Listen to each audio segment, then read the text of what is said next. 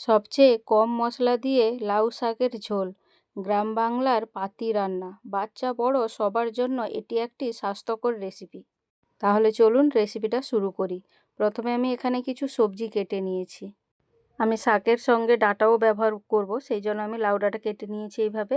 আর নিয়েছি কচি নরম শাক, শাকগুলোকে ভালো করে ধুয়ে কেটেছি। আর নিয়েছি পেঁপেগুলোকে এরকম বড় বড় সাইজের কেটেছি। আর নিয়েছি আলুগুলোকেও এরকম সাইজের কেটে নিয়েছি। আর নিয়েছি বেগুনটাকে একটু বড় সাইজের কেটেছি, কারণ বেগুন তাড়াতাড়ি ঘেটে যায় সেই জন্য। এবার এখানে কিছু বাটনা বেটে নিব। তার জন্য নিয়েছি জিরে, কাঁচা লঙ্কা আর আদা, এগুলোকে আমি ভালো করে একসঙ্গে বেটে নিব। আর নিয়েছি একটা টমেটো, আর নিয়েছি কয়েকটা বড়িটা কিন্তু আমাদের বাড়ির তৈরি, আপনারা চাইলে দোকান থেকেও নিতে পারেন। রেসিপিটা যেহেতু সম্পূর্ণ নিরামিষ, তাই আমি বড়ি ব্যবহার করছি। এরপর একটা কড়াই বসিয়ে দিব। কড়াইটা গরম হলে দিয়ে দিব তার মধ্যে সর্ষের তেল। তেলটা গরম হলে আমি বড়িগুলো এর মধ্যে দিয়ে ভেজে নিব। বড়িগুলোকে কিন্তু খুব বেশিক্ষণ ভাজা যাবে না। এরকম নাড়তে নাড়তে যখন হালকা লালচে কালার হয়ে আসবে, তখন বড়িগুলোকে তুলে নিতে হবে, নাহলে কিন্তু পুড়ে গেলে বড়িটা একদম বাজে লাগবে খেতে। বড়িগুলো আমার এখানে ভাজা হয়ে গেছে। এবার আমি বড়িগুলোকে তুলে নিচ্ছি। বড়িগুলো এখানে আমার সব তোলা হয়ে গেছে। এবার আমি ওই একই তেলে বেগুনটাকেও ভেজে নিব, কারণ বেগুনটা আমি সবজির সঙ্গে দিব না। সবজির সঙ্গে বেগুন যদি নাড়তে থাকি তাহলে কিন্তু বেগুনটা ঘেঁটে যাবে, তাই আমি আগে বেগুনটাকে ভেজে তুলে রাখবো। এইভাবে যখন হালকা লালচে কালারের হয়ে আসবে বেগুনগুলো, তখন আমি বেগুনগুলো তুলে নিব। দেখতেই পাচ্ছেন এখানে আমার সবকটা বেগুন ভাজা হয়ে গেছে। এবার আমি বেগুনগুলোকেও সব তুলে নিব। এরপর ওই একই তেলের মধ্যে আলুগুলোকে দিয়ে দিব। দিয়ে এইভাবে কিছুক্ষণ নাড়তে থাকবো। এভাবে ভালো করে একটু নাড়াচাড়া করে তারপরে ঢাকা দিয়ে দিব। কিছুক্ষণ পরে ঢাকনা খুলে আবারও একটু এইভাবে নাড়াচাড়া করে নিব। তারপরে এর মধ্যে পেঁপেগুলো দিয়ে দিব, দিয়ে ভালো করে নাড়তে থাকবো। আলু আর পেঁপেটাকে কিন্তু এইভাবে আগে থেকে একটু ভেজে নিতে হবে, যাতে এই সবজিগুলো আগে থেকে 50% যেন সেদ্ধ হয়ে যায়। ভালো করে এইভাবে নাড়াচাড়া করে ঢাকনা দিয়ে দিতে হবে। কিছুক্ষণ পর ঢাকনা খুলে আবারও এইভাবে নাড়তে হবে। এই রকম নাড়াচাড়া করতে করতে যখন এই রকম হালকা ভাজা ভাজা হয়ে আসবে, তখন এর মধ্যে আদা, কাঁচা লঙ্কা, জিরের বাটনাটা দিয়ে দিব।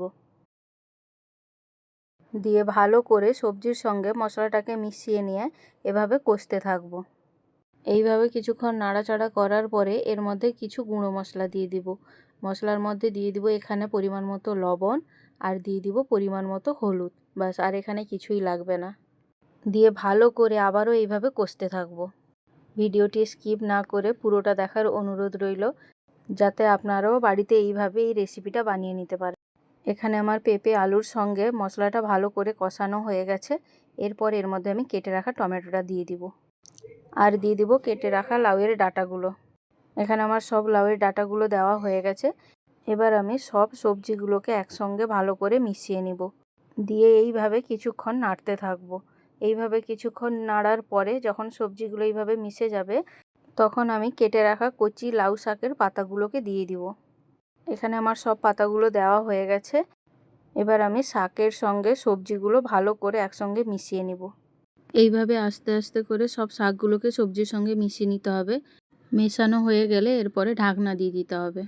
কিছুক্ষণ এভাবে ঢাকনা দেওয়ার পরে ঢাকনাটা যখন খুলবেন, দেখবেন শাকগুলো সবজির সঙ্গে খুব ভালো করে মিশে গেছে। দিয়ে এইভাবে কিছুক্ষণ একটু নাড়াচাড়া করে নিতে হবে, যাতে ডাঁটা আর শাক থেকে যে জলটা ছেড়েছে, জলটা যেন একটু শুকিয়ে যায়। তার জন্য এইভাবে কিছুক্ষণ ভালো করে নাড়াচাড়া করে নিতে হবে। এইভাবে নাড়াচাড়া করার পরে জলটা শুকিয়ে যখন সবজিগুলো এইভাবে ভালো করে কষানো হয়ে যাবে, তখন এর মধ্যে ভেজে রাখা বেগুনগুলোকে দিয়ে দিব।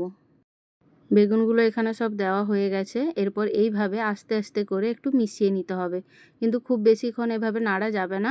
বেশিক্ষণ নাড়লে বেগুনগুলো সব ঘেঁটে যেতে পারে। এখানে আমার সব কিছু ভালোভাবে মেশানো হয়ে গেছে। এরপর আমি আর বেশি নাড়বো না। এরপর আমি এর মধ্যে পরিমাণ মতো জল দিয়ে দিব। জলটা কিন্তু খুব বেশি দেওয়া যাবে না, যেহেতু সবজিগুলো আগে থেকে সব ভালোভাবে সেদ্ধ হয়ে আছে, তাই জন্য অল্প পরিমাণ জল দিয়ে ভালো করে এটাকে এইভাবে মিশিয়ে নিতে হবে। জলটা দিয়ে এখানে আমার ভালো করে সব কিছু মেশানো হয়ে গেছে। এরপর আমি একটা ঢাকনা দিয়ে দিব, তবে ঢাকনা দেওয়ার পরে খুব বেশিক্ষণ কিন্তু আমি ফোটাবো না। 2-3 মিনিট পরে ঢাকনাটা খোলার পরে দেখতেই পাচ্ছেন কত সুন্দরভাবে ঝোলটা ফুটে উঠেছে। এবারে দেখুন একটা আলু কেটে দেখাচ্ছি, কত সুন্দরভাবে সব কিছু সেদ্ধ হয়ে গেছে। পেঁপে, আলু সব কিছু ভালো করেই সেদ্ধ হয়ে গেছে। যারা খুব বেশি রিচ খেতে পছন্দ করেন না তারা এইভাবে কম মশলায় এই রকম সবজি দিয়ে ঝোল বানিয়ে খেতে পারেন। এটা আমি নিরামিষে বানাচ্ছি, আপনারা চাইলে এর মধ্যে মাছ দিয়েও করতে পারেন। অনেকেই আছে নিরামিষ পছন্দ করেন না, মাছ দিয়ে খেতে চান, তারা এই ঝোলের মধ্যে মাছ দিয়েও খেতে পারেন। এরপর আমি ঝোলটা নামানোর আগে এর মধ্যে ভেজে রাখা বড়িগুলোকে দিয়ে দিব। সব কটা বড়ি এখানে আমার দেওয়া হয়ে গেছে। এরপর আমি ঝোলটাকে নামিয়ে একটা বড় বাটির মধ্যে ঢেলে নিব। ঢালার সময় কিন্তু খুব সাবধানেই ঢালবেন, যেহেতু খুব গরম, তাই জন্য। এখানে আমার ঝোলটা ঢালা হয়ে গেছে। এরপর কড়াইতে সর্ষের তেল দিয়ে তেলটা গরম হলে তার মধ্যে দিয়ে দিব অল্প পরিমাণের 5 ফোড়ন, আর দিয়ে দিব 2টো শুকনো লঙ্কা, আর দিব রাঁধুনি। রাঁধুনিটা একটু বেশি পরিমাণে দিতে হবে। এরপর এইভাবে কিছুক্ষণ নেড়ে নিব। কিছুক্ষণ নেড়ে নেওয়ার পরে লাউ শাকের ঝোলটা এর মধ্যে দিয়ে দিব। খুব সাবধানেই কিন্তু দিতে হবে। আর এই ঝোলটা দেওয়ার পরে যে গন্ধটা আপনি পাবেন, সেই গন্ধতে কিন্তু আপনার মন ভরে যাবে। এইভাবে কিছুক্ষণ ভালো করে নাড়াচাড়া করে নিতে হবে।